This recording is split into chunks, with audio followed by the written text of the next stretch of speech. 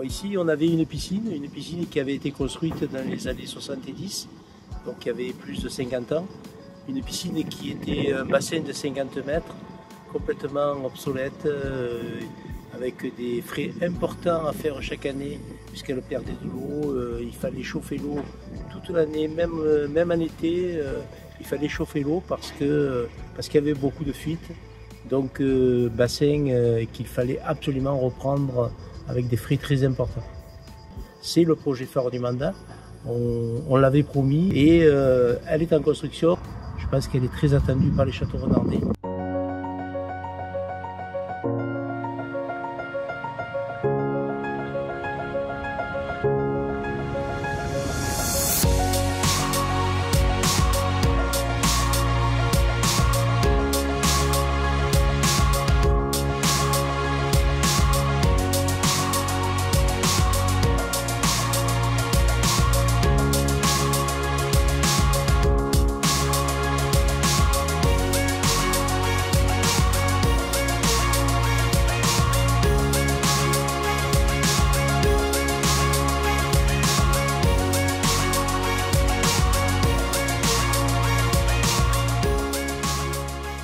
Alors, ce qu'on voulait proposer, c'était une piscine qui soit ouverte 365 jours par an pour tous les châteaux renardais, que ce soit pour les scolaires, pour l'apprentissage évidemment de la natation, pour les familles, pour pouvoir en profiter durant toute l'année, pour les sportifs, bien entendu, pour les seniors. Donc vraiment faire une piscine, la piscine de demain pour tout le monde.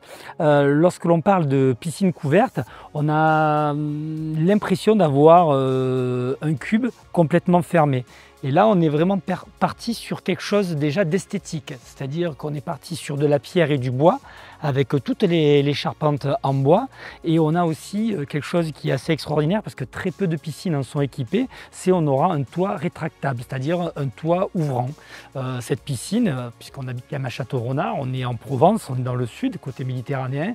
Donc lorsqu'il y aura des jours de beau temps, que ce soit au printemps, que ce soit à l'automne, voire même en hiver, on aura la capacité de pouvoir ouvrir le toit et d'être ouvert, tout en sachant aussi que tout le côté sud et tout le côté est, ce sont des fenêtres qui sont ouvrables aussi sur l'extérieur avec un espace engazonné comme nous avions sur notre ancienne piscine.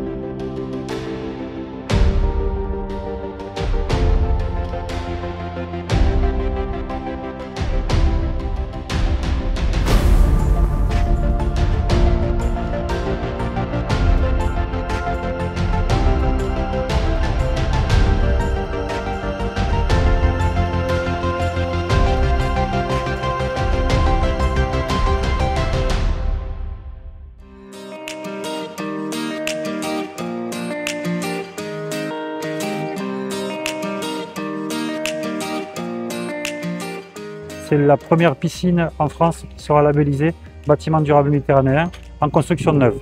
Ce qui nous a permis d'être BDM, c'est l'ossature bois, c'est des choix de matériaux biosourcés, c'est une architecture bioclimatique. On est plein sud ici, vous avez l'ensoleillement donc qui va bénéficier largement à le bassin puisque toute cette partie est vitrée. Donc on aura un ensoleillement en hiver, ensuite l'été on est protégé par une large casquette qui reçoit aussi des panneaux photovoltaïques. Donc toute une dimension architecturale et bioclimatique qui a permis d'obtenir ce label. Sur ces socles ici, vous aurez des poteaux bois qui vont venir se cheviller sur ces platines. Et l'ensemble de le bassin est en structure bois, donc poteaux et poutres bois.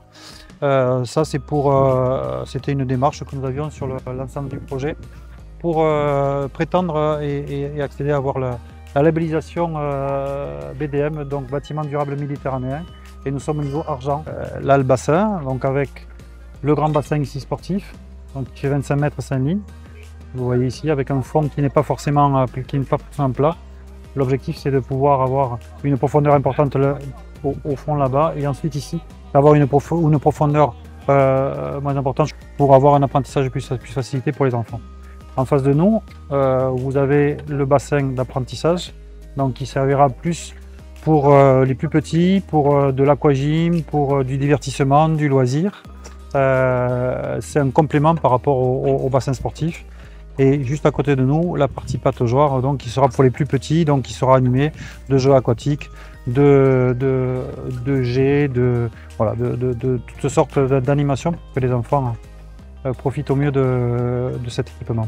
Et derrière nous, nous avons une des attractions de la piscine qui sera le pentaglisse. Un pentaglisse, c'est un élément aquatique, un jeu aquatique qui permet d'avoir une sorte de toboggan, donc qui pourra monter ces quelques marches pour arriver sur le partie haute du toboggan. Et ici, il y aura 3 lignes qui permettront de glisser et de s'amuser autour de ce pentaglisse, avec un bassin de réception ici.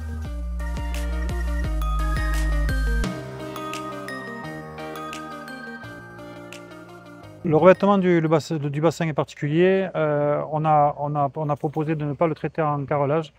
Il est en une membrane, sorte de membrane PVC armée avec de l'inox, qui permet d'avoir une étanchéité qui est largement supérieure à ce qu'on pourrait avoir de le carrelage. Quand on a des équipements en carrelage, il faut entretenir les joints de carrelage, c'est quasiment les nettoyer, les refaire, c'est à peu près tous les 3 ans.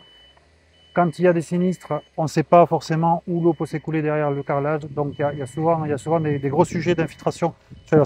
En ayant ce revêtement-là, on sait que l'étanchéité sera assurée, on sait que la pérennité sera assurée. Le bassin d'apprentissage également est revêtu de ce revêtement.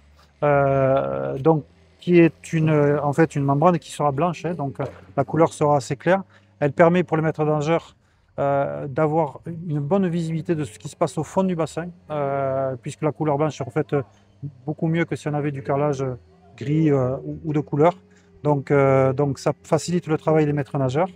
Et pour la petite histoire, ce type de membrane qui a équipé le bassin de nage olympique sur Paris 2024.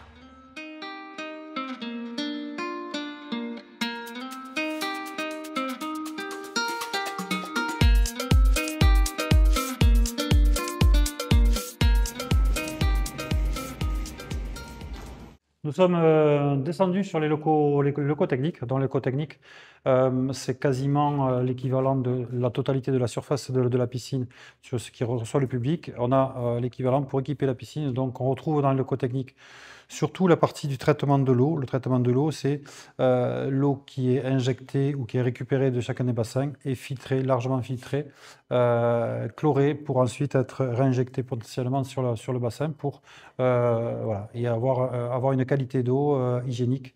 Donc derrière nous, nous avons des filtres à sable et à billes, qui est un mode différent de filtration. Pourquoi les deux? Parce que le filtre bleu, c'est un filtre à sable et qui a été récupéré de l'ancienne piscine. Dans la démarche BDM, on a voulu faire du réemploi également. Donc, on a récupéré un maximum d'équipements qui équipaient l'ancienne piscine.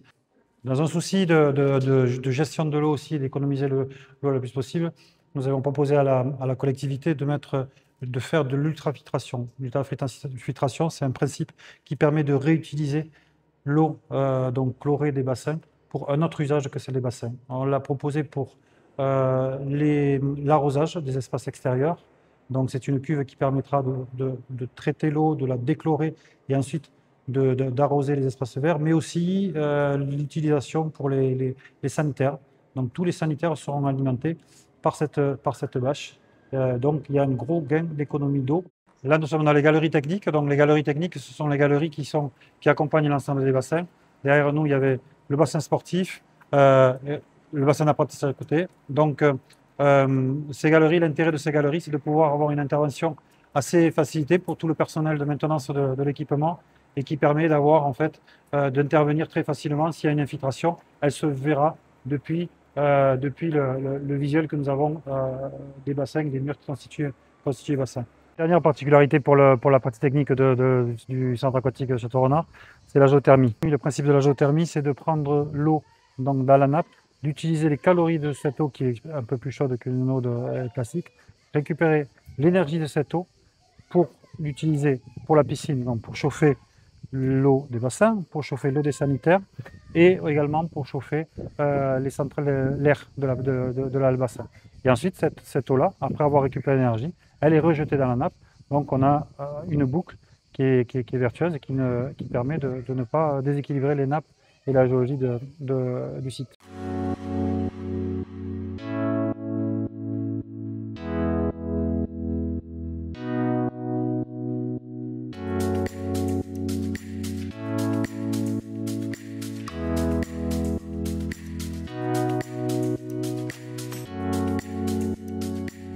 Le maillot il est prêt.